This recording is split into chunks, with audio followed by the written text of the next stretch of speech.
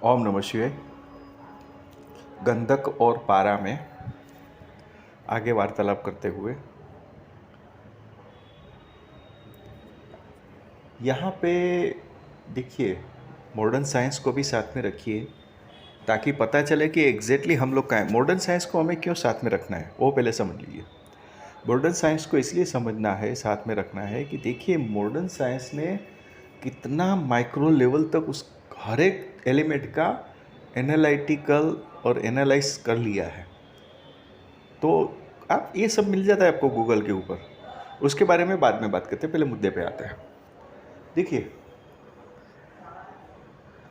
जहाँ पे भी कीमियागिरी की बात आती है तो गंधक और पारा स्टार्ट वहीं से होता है। दूसरा स्टार्ट होता है कि उसकी गजली बना लो, ये बात आती है। यहाँ पे रुक जाइए। जब आप गजले पारा और गंधक की गजली बनाते हैं तो उससे पहले पिष्टी बनाने का भी एक चलन है। मैं मुद्दे पे आ जाता हूँ। कहने का तात्पर्य क्या है कि जब आप पारे के ऊपर गंधक के साथ खरल करते हो या कोई भी क्रिया प्रतिक्रिया करते हो तो शास्त्र में बताया गया है कि 16वां भाग, छठा भाग ऐसा बताया गया है, या 16वां भाग, हर एक चीज़ का 16वां भाग लेना चाहिए जब पारे के ऊपर प्रक्रिया करते हैं। ठीक है, देखिए, और उसके साथ कई कई जगह पे ऐसा लिखा है कि उसका 6 गुना, 50 गुना, 100 गुना, जैसे आगे मैंने बात किया।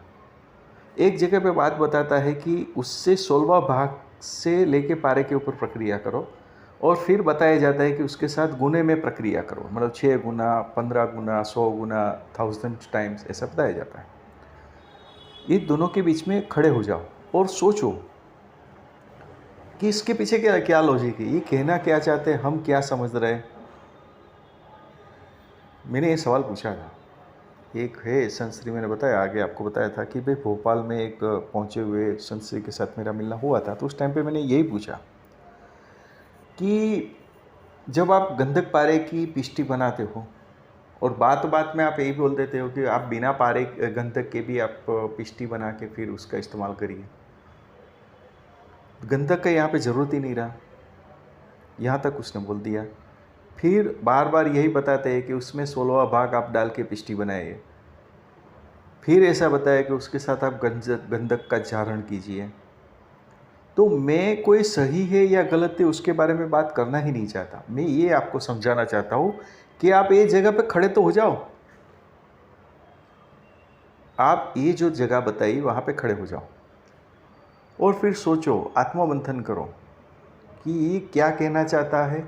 देखिए, कोई भी चीज़ हो वो गलत नहीं होती है, और मैं यहाँ तक कहता हूँ कि कोई भी चीज़ सही है गलत है मैं तब तक नहीं बोलूँगा जब तक मैं नहीं करता, पहली बात। और दूसरी बात, मुझसे नहीं हुआ तो ये गलत है, वैसा भी मैं नहीं बोलूँगा। तो कोई भी चीज़ अगर आपके सामने है तो उसको एक बार वहाँ पे रुक के उसके बारे में सोचना बहुत ज़रूरी है। ये एकदम क्लियर हो गया। आपको मैं और दूसरी बात बताता हूँ। अभी science, modern science point of view देखिए, तो कोई भी चीज़ ले लो आप, सपोज करो सल्फ़र यानी कि गंधक, तो आप सीधा मल्टीमीडिया पे, सोशल मीडिया जो, वहाँ पे जाके सर्च करो सल्फ़र विकिपीडिया, तो आप देखोगे कि उसके अंदर आपकी सोच तो छोड़ दीजिए, उन लोगों ने जो एनालाइज किया है वो आप सोच भी नहीं सकते। तो ये बात मैं क्यों कहता हूँ कि मॉडर्न साइंस में आप जब एक बार स्टडी करोगे, सपोज करो सल्फ़र का, तो आप अपने आप शांत हो जाओगे, और ये जो फॉर्मूला के पीछे भाग रहे हो ना, वो अपने आप शांत हो जाएगा। तो उससे क्या होगा कि आपका समय का, शरीर का और पैसे की बर्बादी रुक जाएगी। अल्टीमेटली आपको ही फ़ायदा हुआ ना।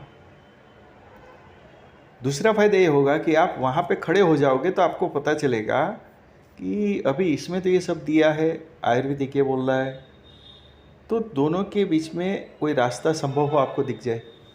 अगर दिख जाता है तो ज़रूर से आप कमेंट करिए। आप कमेंट बहुत अच्छी सब लोग करते हैं। देखिए, होता क्या है, बीच में किसी ने इंग्लिश में कमेंट किया, वो यहाँ पे मैं बताना चाहता हूँ। उसने कमेंट ये किया कि भाई अपना शास्त्र तो बताता है कि कोई भी अणु परमाणु को न उत्पन्न किया जा सकता है, न डिस्ट्रॉय किया जा सकता है। तो मैंने उसको बताया कि नहीं, you are right, you are 100% right, पर उससे आगे सोचो, ट्रांसफॉर्म कर सकते हैं ना। पूरा जो भी विज्ञान है अपना आयुर्वेदिक के अंदर, खनिज शास्त्र, प्रकृति शास्त्र, वनस्पति शास्त्र, ये सब जो विज्ञान है उसमें क्लियर कट हर एक एलिमेंट को कैसे ट्रांसफॉर्म होता है या कैसे ट्रांसफर कर सकते हैं उसके बारे में बताया गया है। और प्रकृति हमारे सामने ये चीज़ प्रति क्षण हमारे सामने ही हो रही है, पर उसकी जो प्रोसेस है वो इतनी स्लो है कि वो हम नहीं देख सकते।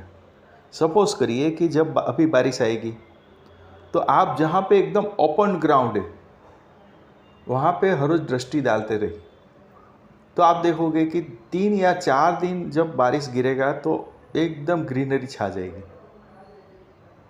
तो 3-4 दिन के बाद आपको जो ग्रीनरी दिखती है, तो ये सिस्टम है प्रकृति का एटम को चेंज करने का, यानी कि उसको बहुत ही स्लो मोशन में वो काम करती है। ठीक है, तो यही जो स्लो मोशन को हम फास्ट मोशन में कैसे कन्वर्ट करें, वही तो कीमियागिरी है, वही तो बात है, वही तो इम्पोर्टेंट बात है। ये बात को आप समझ लीजिए। सपोज़ करिए कि आज मैं आपके सामने विकिपीडिया खोल के बैठा हूँ सल्फ़र का, तो सल्फ़र का नाम आ जाएगा, उसका जो केमिकल सिंबल है वो आ जाएगा, उसका ऑटोमेट नंबर जो 16 है वो आ जाएगा। ठीक है, ये एकदम बेसिक्स रिक्वायरमेंट है। वहाँ पे फिर बताता है कि उसके जो मॉलिक्यूल्स है वो लिखा तो जाता है एस, उसके मॉलिक्यूल्स फॉर्मूला जो है, मॉलिक्यूल्स केमिकल फॉर्मूला वो S8 है। ठीक है, और वो कौन से कलर का है आप देखोगे तो सल्फ़र को आप ध्यान से देखना, तो वो आपको बहुत ही मतलब एक हीरे की तरह चमकेगा। आपको कुछ ट्रांसपेरेंट सा कांच हो येलोइस्ट कलर का ऐसा दिखेगा। ठीक है, यहाँ पे बात नहीं अटकती। आप उसके बारे में स्टैंडर्ड ऑटोमेट वेट वो आप देखो, आपको पता चलेगा कि यार इन लोगों ने तो कहाँ तक बात बना दी है और हम लोग कहाँ पे आके अटके हैं। मैं कंपैरिजन नहीं कर रहा हूँ, कंपैरिजन इसीलिए कर रहा हूँ कि सिर्फ समझो बात को। आमा में हूँ बोले भूल गयो।